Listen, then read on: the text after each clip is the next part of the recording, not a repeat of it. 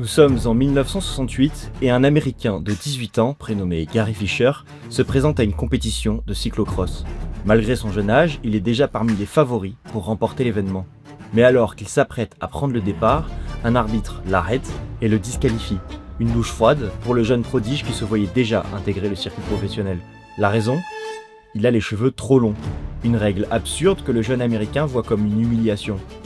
Puisqu'il est rejeté des compétitions officielles, il tracera son propre chemin et sans qu'il se doute de rien, il va marquer le début d'une toute nouvelle histoire. L'histoire du VTT.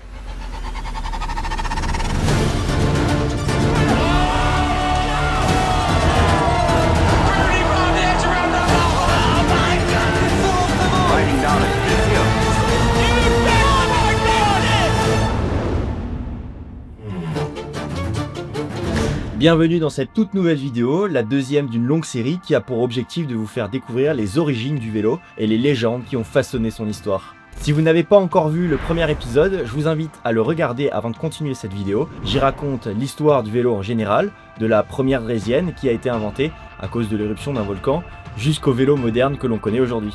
Je vous mets évidemment le lien en description. Aujourd'hui, nous allons nous intéresser à l'une des pratiques majeures du cyclisme, le VTT. C'est l'occasion de découvrir comment le vélo, au fil de multiples inventions, est passé des routes aux sentiers les plus extrêmes, permettant ainsi de réaliser des exploits toujours plus fous. Et surtout, comment un groupe d'amis californiens a fini par créer l'un des sports les plus spectaculaires qui existent.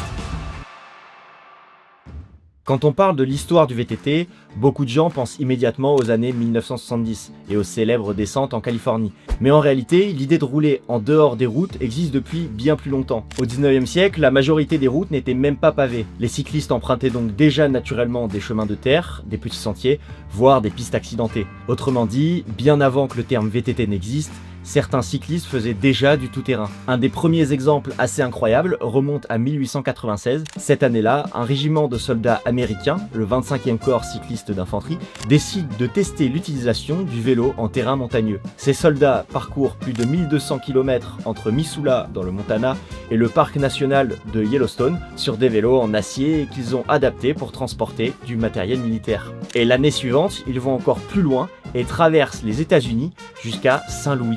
Une expédition impressionnante qui prouve déjà que le vélo peut affronter des terrains extrêmement difficiles. Un autre exemple qui me bute, c'est le Vélo Cross Club parisien, un club fondé dans les années 1950 qui rassemble une vingtaine de jeunes cyclistes de la banlieue parisienne. Ces jeunes, ils commencent à modifier des vélos avec des pneus 650B plus larges et des freins plus puissants, ce qui leur permet de rouler dans les forêts et les chemins autour de Paris. Et on peut le dire, leur pratique ressemble déjà au VTT moderne. À la même époque, aux États-Unis, certains passionnés innovent aussi de leur côté. En 1953, un rider nommé John Finlay Scott construit ce qu'il appelle un Woodsy Bike, un vélo équipé de pneus larges, d'un guidon plat et d'un dérailleur qu'il conçoit spécialement pour rouler dans les bois. En bref, l'histoire du vélo est remplie d'initiatives comme celle-ci, de tentatives dispersées sans véritable mouvement. Seulement, même quand on a commencé à bitumer les routes pour les rendre plus praticables, certains ont continué à explorer les terrains escarpés. D'ailleurs, en lisant vos commentaires sur Instagram, je me suis rendu compte que vous êtes nombreux à avoir bricolé vos vélos pour les adapter au tout-terrain quand vous étiez plus jeune. Je serais curieux d'avoir vos anecdotes. Quand je vois le nombre de personnes qui ont vécu ça, je me dis que c'est évident, le vélo n'est pas fait pour rester sur l'asphalte. Il faudra encore quelques années pour que tout bascule, et pour comprendre comment tout a commencé, il faut partir en Californie.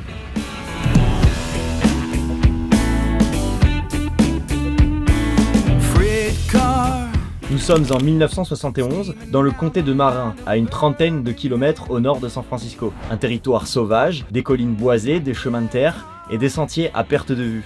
À cette époque, le mouvement hippie bat son plein, un état d'esprit libre, mais qui ne colle pas vraiment avec les règles très strictes de l'Union cycliste internationale concernant la tenue des coureurs. Et Gary Fisher, il va vite le comprendre. Le jour d'une course, il est disqualifié avant même le départ, soi-disant parce qu'il a les cheveux trop longs. Une décision que le cycliste de 18 ans trouve injuste, mais qui ne va pas l'arrêter pour autant, au contraire, puisque son terrain de jeu ne sera plus la route, mais les collines de Marin-Conti, et plus particulièrement au pied d'une montagne, le mont Tamalpais. C'est là que Gary fait la rencontre d'une bande de hippies qui s'amusent à explorer les collines du coin avec des vélos de plage modifiés. Le principe est simple, ils montent à pied le vélo sur le dos pour redescendre les pistes forestières à toute vitesse. Parmi eux, Charlie Kelly, un journaliste passionné vélo qui va rencontrer notre fameux Gary Fisher. Un groupe décisif va alors se former autour de Gary et Charlie auquel se rajoutera très vite Joe Breezer, un fils de mécanicien, et Tom Ritchie, un jeune fasciné par la conception des vélos. Sans le savoir, ses amis bientôt inséparables vont être à l'origine du VTT moderne. Bon, on est encore loin du VTT que l'on connaît actuellement, pas de suspension, pas d'amortisseur, ni de frein à disque. Non, pour l'instant, tout ce qu'ils ont, ce sont de vieux vélos américains des années 40, des Schwinn Excelsior. Un modèle iconique, lourd comme une enclume, conçu à la base pour les rues plates des banlieues américaines. Ils sont équipés de pneus larges, qui n'ont qu'une seule vitesse, et sont munis de freins à tambour coaster. Pour ceux qui n'auraient pas connu ce type de frein comme moi, il suffisait simplement de pédaler en arrière pour ralentir le vélo. Ces vélos sont relativement costauds et coûtent quelques dollars seulement dans les vides-greniers du comté de Saint-Marin. En bref, une aubaine pour nos jeunes riders casse-cou qui vont commencer à les modifier de façon artisanale. Gary Fisher sera le premier à adapter ces vélos pour la montagne. Il récupère des leviers de frein de moto, des Magura, qu'il adapte sur son Schwinn Excelsior. Il installe ensuite un dérailleur avant de vélo de route sur un de ses vieux cruisers, pas pour aller vite sur le plat, mais pour être capable de remonter au sommet de la montagne après chaque descente. Oui, car dans les premières années, tous remontaient à pied en poussant leur vélo. Fisher est le premier à trouver un moyen de monter au sommet en pédalant. Multi-gear bike just totally made sense. D'autres cyclistes du groupe ajoutent des guidons de moto pour avoir plus de contrôle en descente. Certains renforcent les rayons et boulonnent même des sacoches pour transporter des pièces de rechange. Et ouais, les vélos ont beau être les plus résistants qu'ils aient à leur disposition, ils cassent quand même souvent. Too much speed makes your bike harder to control. Sous la contrainte du terrain, les roues se déforment, les freins lâchent, il arrive même que les cadres se fissurent et pètent. Et ces vélos bricolés reçoivent rapidement un surnom dans le groupe, les clunkers. Un mot anglais argotique qui évoque quelque chose de lourd, de bruyant et de peu fiable. En bref, un mot parfaitement approprié. En octobre 76, Charlie Kelly, le journaliste du groupe, organise la première course officielle sur une route de montagne qu'il connaît bien, Repack Road. 3 km de piste de terre, 400 mètres de dénivelé négatif, une pente moyenne de 14% avec des passages allant jusqu'à 20%. Et un virage en épingle à mi-parcours qu'on appelle Vendetti's Corner, en hommage à un rider qui s'y est violemment boité par le passé. Le format est simple, les riders partent chacun leur tour, avec pour objectif d'arriver en bas le plus rapidement possible. Charlie chronomètre avec sa montre et note les temps sur une fiche cartonnée. Et pour le gagnant, aucun prix à la clé. Ouais, juste l'honneur d'avoir le meilleur temps. Le premier record officiel de Repack Road est établi ce jour-là, mais il sera battu, rebattu et encore battu au fil des années. Gary Fisher finira par détenir le record absolu, 4 minutes et 22 secondes, ce qui représente une vitesse moyenne de plus de 40 km/h sur un chemin de montagne défoncé, avec un vélo de 22 kg. Je rappelle qu'à cette époque, il roule toujours sans suspension. Pour vous donner une idée aujourd'hui, sur un VTT de descente moderne, ce temps reste impressionnant. Et les mecs vont tellement vite que les freins à tambour montés sur leur vélo chauffent. Ils chauffent tellement qu'après les 400 mètres de descente à pleine vitesse, la lubrification à l'intérieur fond complètement. Elle s'évapore, du coup les freins ne fonctionnent plus. And this hill is so steep and you got to be on the brake so much that when you get to the bottom with just a coaster brake, one brake on your bike, you're on it so much that it's just pouring smoke out of it. I mean, all the grease, and I kid you not, all the grease is just turned into vapor, you know, and it's just pouring out the back. It looks like you're riding a 250 Yamaha. Évidemment que des freins conçus pour être efficaces sur route plate ne le sont pas pour faire les zouaves sur des pistes. Donc après chaque descente, avant de remonter en poussant le vélo, les riders doivent démonter le tambour, le nettoyer et le re-remplir de graisse fraîche. En anglais, Repack the Hub. D'où le nom de la course, la Repack Race. Les Repack Race vont continuer jusqu'en 1984 avec 24 courses au total. Ouais, 24 en seulement 8 ans. On peut dire que les mecs avaient vraiment la dalle. Avec de plus en plus de participants et surtout de plus en plus de regards extérieurs. Au point que ces descentes folles parviennent même aux oreilles de certains journalistes. En bref, la Repack Race commence à se faire un nom, une réputation. Parmi la bande de potes que je vous ai présentée au début, il y en a encore deux dont nous n'avons pas beaucoup parlé. Et vous allez voir, ils ne sont pas là pour rien. En 1977, Joe Breeze arrive à une conclusion évidente, les clunkers ne suffiront pas. Ce que le groupe fait sur ces vélos dépasse largement ce pourquoi ils ont été conçus. Il faut construire un vélo à partir de zéro, spécialement conçu pour la montagne. Breeze passe plusieurs mois à dessiner, calculer, tester. Il utilise de l'acier chromoly, un alliage de chrome et de molybdène plus léger et plus résistant que l'acier ordinaire. Il dessine une géométrie de cadre avec une fourche plus longue que sur les vélos de route pour absorber les chocs et un empattement plus large pour la stabilité en descente. Il fabrique tout à la main et soude lui-même les cadres. Entre 77 et 78, il construit en tout 10 vélos qu'il revendra à ses amis et à des riders du groupe pour 750$ pièce. Une somme assez importante pour l'époque. Ces vélos s'appellent les Breezer. Et pour l'anecdote, le premier d'entre eux, le Breezer numéro 1, est aujourd'hui exposé au Bicycle Museum of America dans l'Ohio. Il est officiellement le premier VTT moderne de l'histoire. Mais Breeze ne peut pas tout faire tout seul. Et c'est là qu'entre en jeu le 4e membre du groupe, Tom Ritchie. Il est décrit comme le génie technique du groupe. À 15 ans, il construit déjà ses cadres de vélo dans le garage familial. À seulement 18 ans, ces cadres sont considérés comme parmi les meilleurs de la côte ouest américaine. C'est la raison pour laquelle Joe Breeze partage ses plans avec Tom Ritchie. Et Ritchie fait ce qu'il a toujours fait de mieux que n'importe qui. Il améliore, il optimise, il industrialise. En 79, Ritchie commence à produire des cadres dans le garage de ses parents, non pas par dizaines, mais des centaines de cadres. C'est lui qui fera évoluer le VTT d'un hobby underground en une industrie. Gary Fisher et Charlie Kelly fondent alors dans la foulée une société pour vendre ses vélos. Elle s'appelle Mountain Bikes, qui se traduit par vélo de montagne. C'est la première marque de vélo tout-terrain de l'histoire et le terme mountain bike vient d'être officiellement inventé. La même année, Max Inyard, le fondateur de Specialized, une marque californienne connue pour ses vélos de route, entend parler de ce qui se passe à Maraconti. Il fait le déplacement, voit les clunkers et essaie un Breezer pour la première fois. Mike est stupéfait et comprend immédiatement ce qu'il a sous les yeux. Alors il retourne à Saint-José et prend une décision, Specialized va fabriquer un VTT. Mais cette fois-ci à grande échelle, destiné à être vendu en boutique. On est alors en 1981 et le Specialized Stumpjumper sort sur le marché. C'est le premier VTT fabriqué à grande ampleur. Il est équipé d'un cadre en acier chromoly, d'un guidon plat de 55 cm de large, ce qui est révolutionnaire pour l'époque, où les vélos de route ont des guidons de 40 cm. Des pneus Specialized Ground Control de un peu plus de 2 pouces, développés spécialement pour le modèle, ainsi que des freins Diacomp cantivelés. Le tout pour un vélo de seulement 13,6 kg, bien loin des clunkers modifiés qui eux pèsent plus de 20 kg. Le prix de vente, lui, est affiché à 750$, exactement le même prix qu'un Breezer fait à la main, à la différence que celui-ci est vendu en série. La première année, Specialized vend 200 exemplaires, et dès l'année suivante, c'est plusieurs milliers de ce modèle qui sont écoulés. C'est désormais acté, le VTT est entré dans l'ère industrielle. Dans les années 1980, le marché explose. Trek sort son premier mountain bike en 83, le Trek 820. Cannondale va plus loin et présente le premier cadre de VTT entièrement en aluminium, le Cannondale SM500. L'aluminium est plus léger que l'acier, mais aussi plus difficile à souder et plus coûteux à travailler. À l'époque, beaucoup pensent que c'est une mauvaise idée et que l'alu ne tiendra pas les chocs. Mais Cannondale prouve le contraire et ouvre une voie que des dizaines de marques vont suivre. Pour vous donner une idée de la tournure que prend le VTT en 83, le magazine Bicycling, le plus grand magazine cycliste des États-Unis, consacre sa couverture au VTT. Le message envoyé à l'industrie est clair.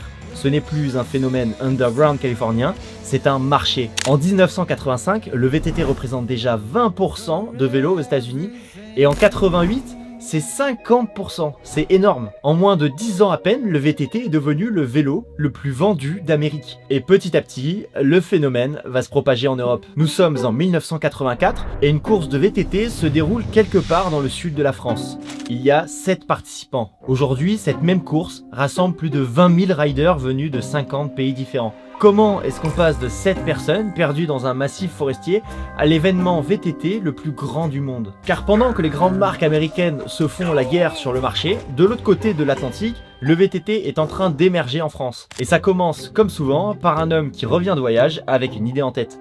Cet homme, c'est Stéphane Ovett, un Français qui en 1983 rentre du Canada. Dans ses bagages, un des premiers mountain bikes, rapporté avec l'aide de Peugeot et la participation de Gary Fisher. Il est toujours là, lui. Notre cher Stéphane Ovett organise donc dès son retour une première démonstration à la Plagne. Personne ne sait encore vraiment ce qu'est un VTT, mais ceux qui voient des vélos comprennent immédiatement que quelque chose d'unique est en train de se passer. Et dès l'année suivante, en 84, il organise une course, et pas n'importe laquelle, une course que vous connaissez probablement. Vous avez deviné ?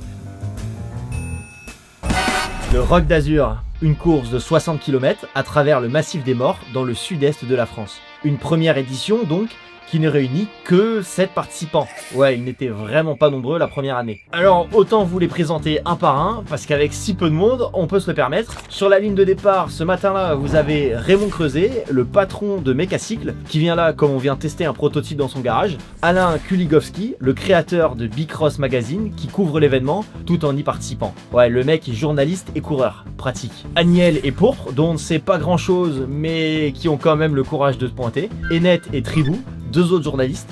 Donc sur les 7 participants, 3 écrivent des articles sur le vélo, ce qui veut dire que la course est couverte à 40% de journalistes. Et enfin, Larbi Midoun, un athlète professionnel de cyclocross, le seul vrai compétiteur du groupe. Spoiler alerte, c'est lui qui a gagné. Yes, je m'y attendais même pas en plus. L'événement est tellement modeste qu'il n'y a encore aucun sponsor, aucun média, aucun prize money. Et pour vous dire à quel point c'est amateur, le vainqueur arrive carrément avant l'organisation. Une course avant-gardiste qui deviendra pourtant le plus grand événement VTT au monde, avec plus de 300 exposants et 150 000 visiteurs sur 5 jours. De 7 riders perdus dans le massif des morts à 20 000 participants venus de 50 pays.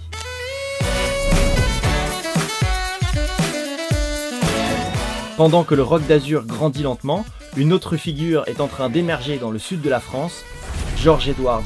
Un homme qui va créer 2 des courses les plus mythiques du VTT français, la Transvésubienne, 85 km dans les Alpes du Sud jusqu'à Nice, avec 4800 mètres de dénivelé.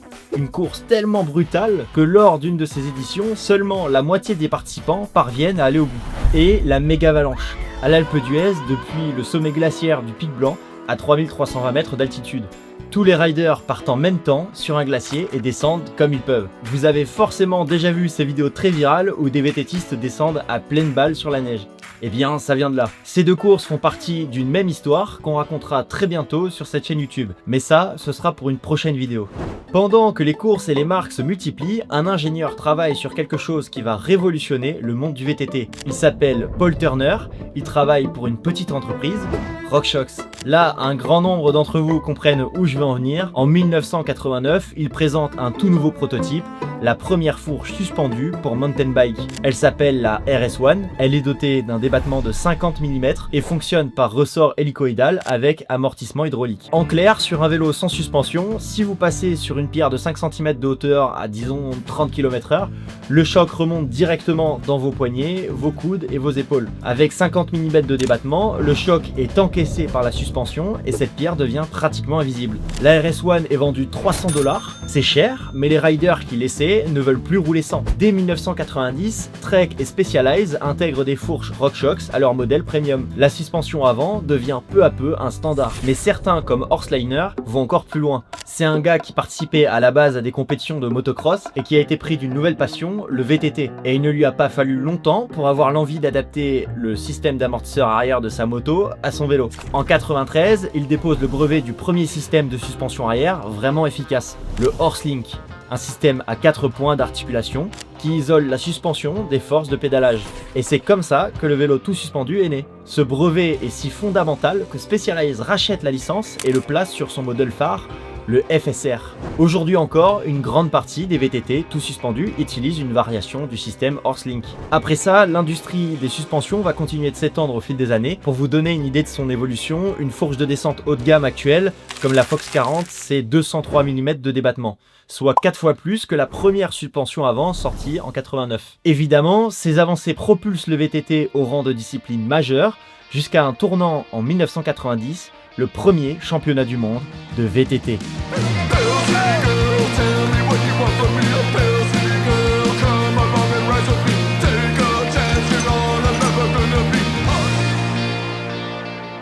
Organisé par l'UCI à Durango dans le Colorado, 2 épreuves au programme, le cross-country, remporté par l'américain Ned Overend, et la descente, remportée par l'américain Greg Herbold. Ce championnat, c'est le signal que le sport attendait. Les équipes professionnelles se forment, les sponsors arrivent, et la scène internationale commence à se structurer. 5 ans plus tard vient la consécration ultime, Atlanta 1996. Pour la première fois, le VTT est inscrit au programme des Jeux Olympiques. En cross-country, le néerlandais Bart Brenggen chez les hommes et l'italienne Paola Pezzo chez les femmes, sont les premiers champions olympiques de VTT de l'histoire. Et quand on y pense, c'est quand même dingue. Seulement 20 ans séparent la première Ripac Race officielle en 76 des premiers Jeux olympiques de VTT en 96.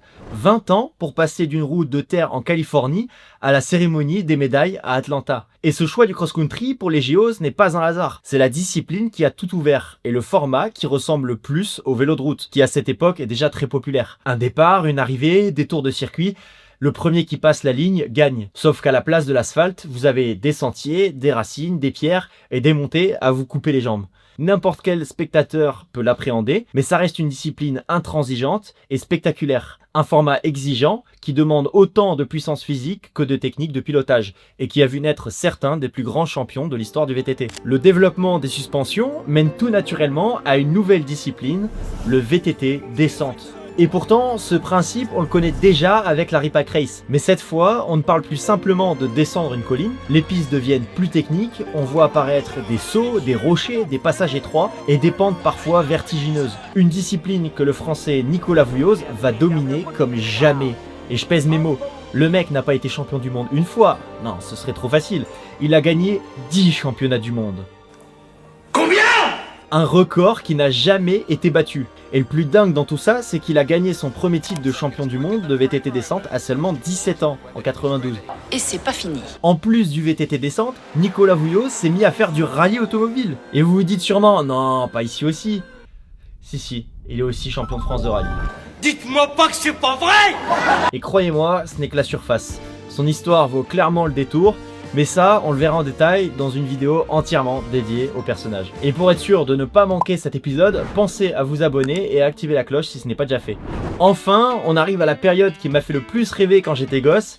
Accrochez-vous parce que c'est n'importe quoi ce qui va suivre. À la fin des années 90, on remarque que certains riders ne se reconnaissent pas dans les compétitions officielles. Le VTT descente, c'est chronométré.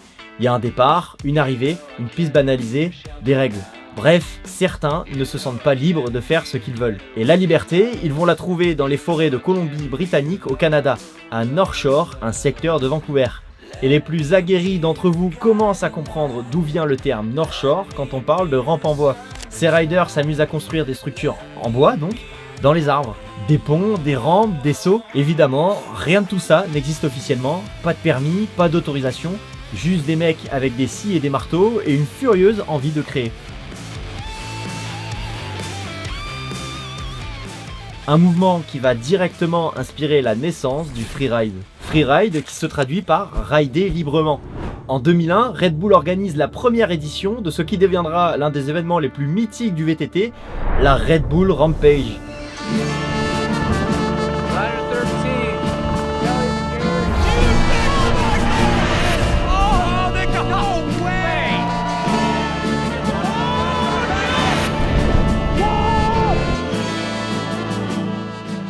Situé dans les déserts de Utah, chaque année, une poignée d'électrons libres se rassemblent pour descendre les falaises de grès rouge du coin. Et les règles sont simples, il n'y en a pas. Simplement des juges qui notent la ligne choisie, la technicité, l'amplitude et des figures pour les plus téméraires. La première édition est remportée par Wade Simmons, un Canadien qui fait partie des pionniers de cette pratique.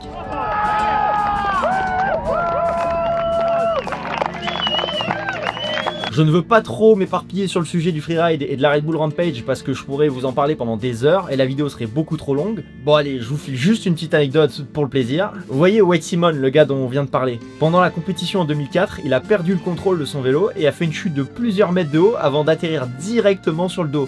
Et le pire dans tout ça, c'est que le mec s'est relevé comme si de rien n'était pour saluer la foule. Bref, ne vous inquiétez pas, des épisodes dédiés sur ces deux sujets sont bien prévus. D'ailleurs, n'hésitez pas à me dire en commentaire quel sujet vous aimeriez le plus voir dans les prochains épisodes. Pour finir, une dernière discipline beaucoup plus récente vient compléter le tableau, l'enduro.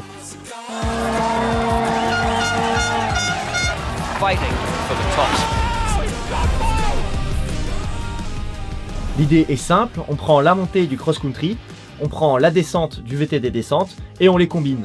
Les riders pédalent pour rejoindre les départs de spécial et seules les descentes sont chronométrées. L'Enduro World Series, aujourd'hui rebaptisé EDR, est fondé en 2013 et très vite devient l'une des compétitions les plus suivies du circuit VTT. La raison principale de ce succès, l'enduro ressemble à ce que font la plupart des riders dans leur pratique quotidienne.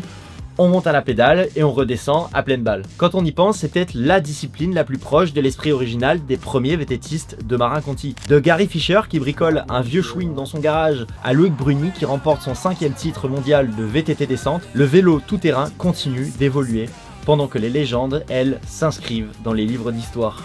J'espère que cet épisode vous a plu. Si vous avez apprécié ce format et que vous voulez qu'on continue cette série, bombardez dans la section commentaires, c'est hyper important. Merci à tous ceux qui ont commenté la première vidéo, ça fait super plaisir. Et si vous souhaitez aider au développement de la chaîne, je vous invite à cliquer sur le bouton Boost juste en dessous de cette vidéo. Ça permet à YouTube de recommander ce contenu à de nouvelles personnes. Je vous mets au défi d'atteindre les 100 boosts. Et si vous n'avez pas encore vu le premier épisode, l'histoire de l'invention du vélo, le lien est en description. Merci à tous pour votre soutien et il ne me reste plus qu'une chose à vous dire, restez connectés.